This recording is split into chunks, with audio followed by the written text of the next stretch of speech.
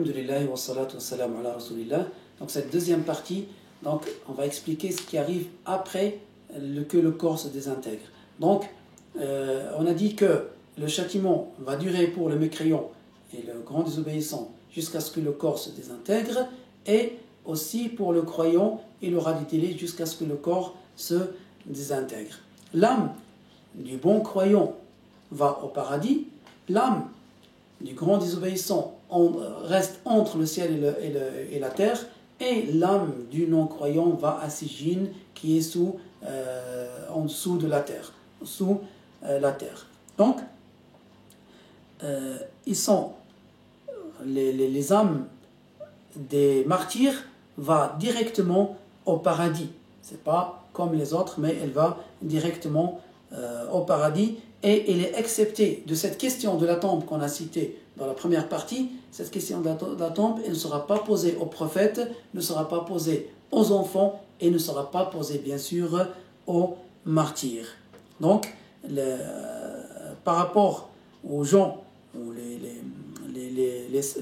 les martyrs, Allah tabaraka wa ta'ala fait que leurs corps sont à la forme de oiseaux dans le paradis. Donc il crée des oiseaux dans le paradis, et les âmes de ces martyrs sont à l'intérieur de ces oiseaux, et ils mangent du paradis, du fruit et toutes sortes de nourriture.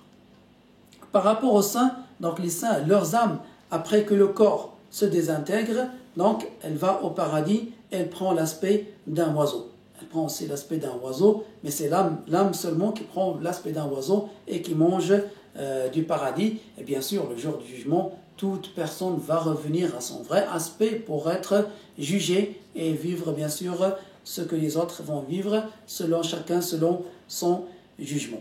Donc j'ai dit que les prophètes, on ne leur pose pas ils n'auront pas la question, et les enfants n'auront pas la question, que ce soit des enfants des croyants ou des enfants des non-croyants, parce que tant qu'ils n'ont pas atteint l'âge de puberté, ils ne sont pas responsables. Même si on dit c'est les enfants des non-croyants, mais le jour du jugement, ils n'auront pas de châtiment. Les enfants, à l'exemple d'une personne aussi qui était folle. Depuis son bas âge, il était folle, il est resté folle jusqu'à la mort. Cette personne, même s'il a vécu avec les non-croyants, il ne sera pas châtié dans l'au-delà. Bien sûr, j'ai dit plusieurs histoires, on racontait les délices de la tombe. C'est comme une personne qui s'appelle Al-Ala al-Hadrami. Al-Ala al-Hadrami, c'était un grand savant et un grand saint de la communauté du prophète Muhammad sallallahu alayhi wa sallam. Il a été avec son armée, il est arrivé plusieurs prodiges bien sûr avant cela, parce que quand ils voyageaient, ils sont arrivés dans un désert, il n'y avait plus d'eau, ils avaient soif, rien pour faire les ablutions, ainsi de suite, et ils lui ont dit, il a invoqué Dieu, ils ont marché un petit peu, ils ont trouvé tout un lac d'eau, et pas salée, c'est de l'eau qui est pure. Alors ils ont bu, il a dit, celui qui raconte, on a rempli nos ustensiles, ainsi de suite. Il a dit, moi j'ai fait exprès de laisser quelque chose, un ustensile dans le lac pour voir. Est-ce que c'est quelque chose qui était là ou c'est par l'invocation de ce grand saint? Alors il a dit, on a marché, j'ai dit, j'ai oublié quelque chose. Il a dit, au retour, j'ai trouvé aucune trace de cette eau à part mon ustensile. Je l'ai pris et on est parti. Il a dit, quand on est arrivé au bord de la mer, on a trouvé que l'armée est partie et ils n'avaient plus de barque, ainsi de suite. Alors il a dit, Bismillah, suivez-moi.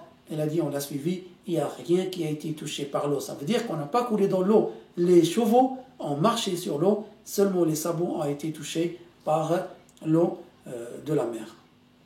Il a dit, après un certain temps, il est mort. C'était dans le désert, on l'a enterré, on est parti. Il a dit, on a rencontré quelqu'un dans la route, il nous a dit, mais vous avez fait quoi de votre ami Al-Hadrami? On a dit, on l'a enterré. Alors il a dit, retournez, parce que c'est une terre qui est pleine d'animaux sauvages, c'est possible qu'il arrache son corps en dessous et il le mange. Alors il a dit, on est revenu vite.